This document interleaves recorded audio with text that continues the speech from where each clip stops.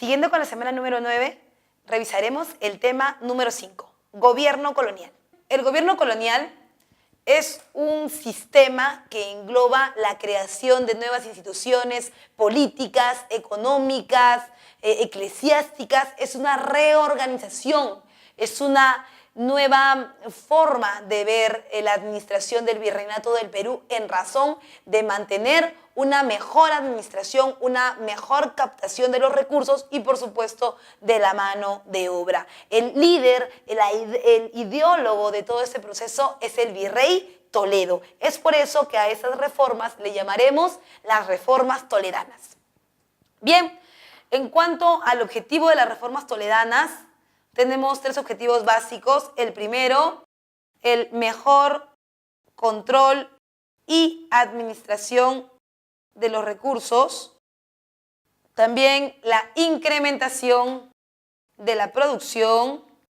Y, por supuesto, finalmente, la organización de la mano de obra. En cuanto a las medidas, recuerda, el virrey Toledo organiza visitas. Profe, ¿qué es una visita?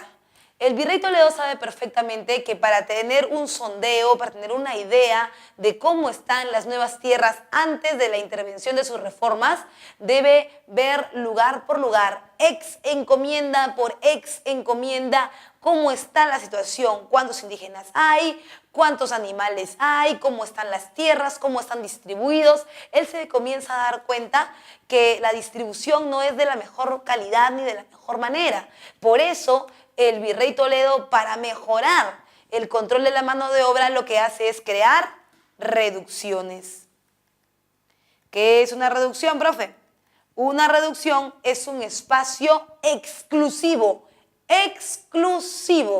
para la habitacionalidad de los indígenas. Se dice, por ejemplo, que el virrey Toledo manda sendas cartas a España y que inclusive tiene todo un sistema bien organizado. Por ejemplo, en las reducciones tiene varias características.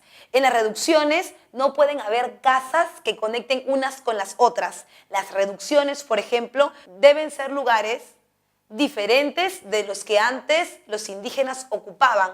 Por ejemplo, si los indígenas vivían en el cercado de Lima, los vamos a sacar de ahí para quitarles la tierra y todo y llevarlos a otro lugar en donde tengan un buen clima, en donde tengan tierras cultivables y puedan vivir. Pero los sacamos de ese lugar porque ahí pueden tener en el otro lugar otros indígenas que puedan ser sus amigos y se puedan rebelar.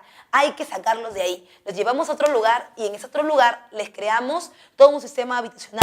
Por ejemplo, las casas.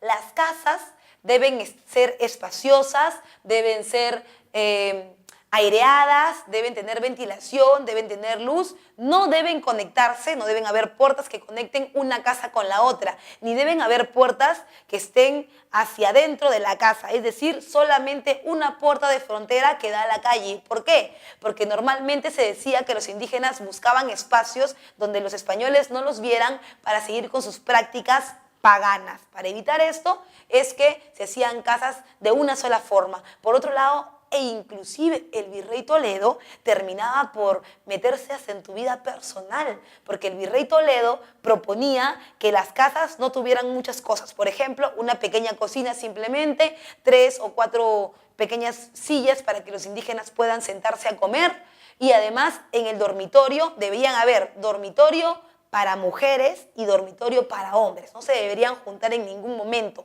Las camas deberían estar un poco elevadas del piso. Normalmente los indígenas terminaban poniendo cualquier manta en el piso y durmiendo. Eso decían los españoles y el virrey Toledo era insalubre. Para obligarlos a barrer y limpiar todos los días su casa, tenían que subir el nivel de la cama, ¿no es cierto? Y tenían que barrer para que aprendan las buenas costumbres de los españoles, a no tener dioses paganos y además a ser limpios, entre comillas. Se les obligaba a eso todos los días.